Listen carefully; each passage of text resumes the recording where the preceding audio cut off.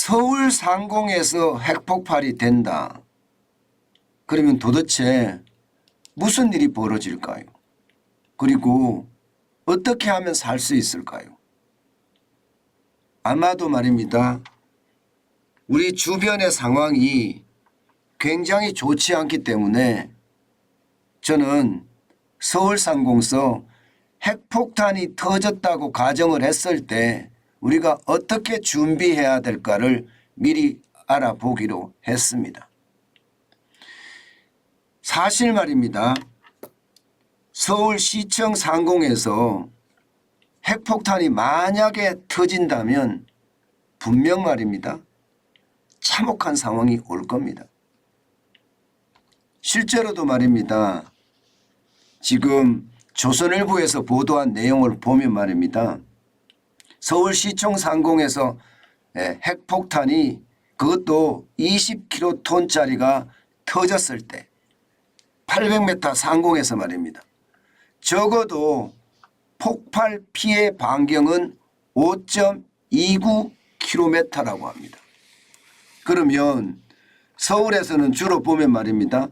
성동구나 동대문구 그리고 성북구, 종로구, 서대문구, 마포구, 용산구까지 굉장히 많은 서울 전 지역이 피해 지역으로 되고요.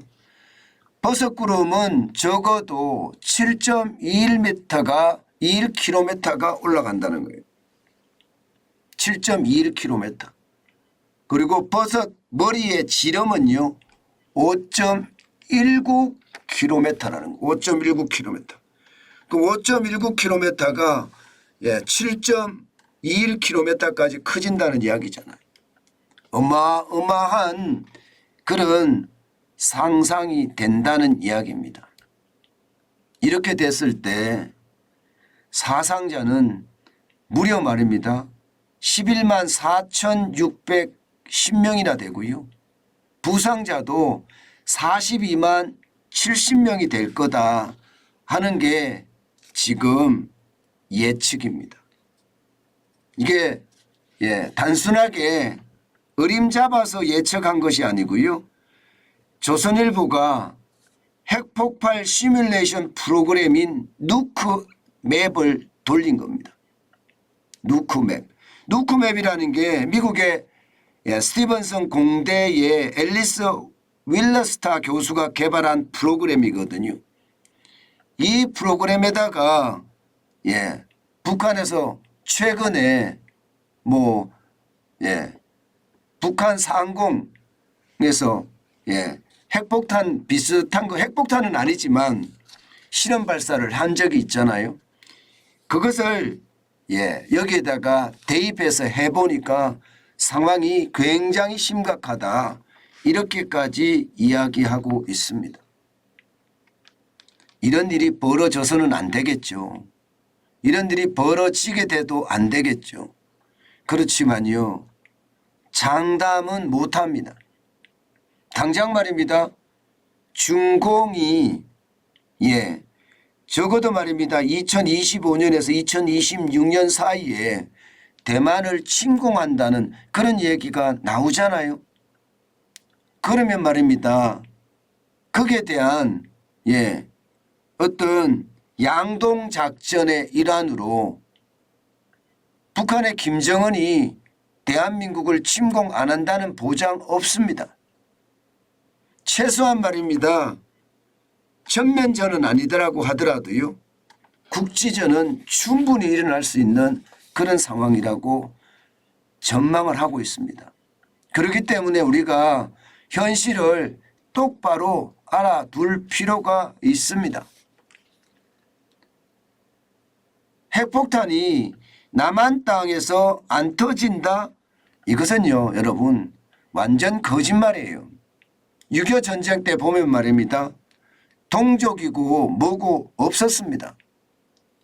그야말로 어마어마한 300만 명 이상의 민간인이 죽었다고 했으니까요. 언제 어느 때 전쟁이 터지면 최악의 상황에 몰리는 것 저는 당연하다고 생각하고요.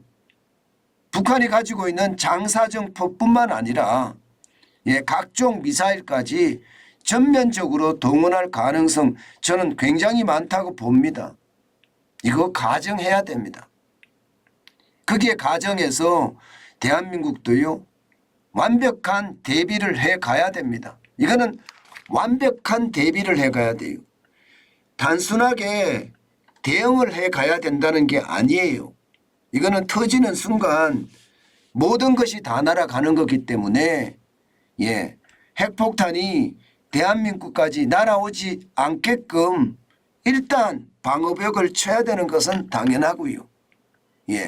이게 대한민국 상공에 오기 전에 미리 방어하는 그런 어떤 킬체인도 저는 반드시 개발해야 된다고 생각을 합니다. 그렇지 않으면 서울뿐만 아니라 뭐 전국이 저는 박살이 날 수 있다고 생각을 합니다. 아마 그렇게 되면 대한민국은 사실상 세계 지도에서요 사라질지도 모릅니다. 지금의 어떤 경제 성장의 부근 아니면 대한민국이 가지고 있는 외교적인 영향력이든 모든 게 사라질 테니까요. 땅은 남아 있겠지만 최악의 상황으로 갈 수도 있다는 것 저는 불가능한 일이 아니라고 보는 겁니다. 여러분 이게 200kg톤이 터졌을 때 이 정도고요. 지금 10kg톤만 터진다고 하더라도요. 살상력 고도 400m 상공에서 말입니다. 적어도 사망자는 77,600명이 되고요. 부상자는요. 26만 8,590명이 된다고 합니다. 핵탄두가 15kg톤이 되면요. 살상력 고도가 570m에서 터졌을 경우에 11만 450명이 죽고요. 28만 350명이 이게 부상을 입는다고 합니다. 심각하죠. 뭐 20kg톤이 터지면 더 심각하고요. 적어도 42만 명 이상이 부상을 겪는 거고요. 11만 4,610명이 죽는다고 이야기를 하니까 얼마나 심각한지 저는 상상이 갑니다. 자, 이렇게 됐을 때 우리는 도대체 어떻게 해야 할까요? 저는 일단 정부가 아주 강력한 이 방어선을 만들어야 합니다. 현재까지 알려진 바에 의하면요. 콘크리트 같은 경우는 방사선을 차단하는 두께가 30cm 정도 되고요. 벽돌은 한 40cm, 흙은 60cm 정도 된다고 합니다. 그러면 상공에서 핵폭탄이 터지게 되면 그죠? 30m 정도의 어떤 그 30cm 정도의 콘크리트 벽이 있으면 이게 살 수 있는 그런 확률이 굉장히 높아지나요? 그렇다고 해서 말입니다. 이게 800m 상공에서 터지면요.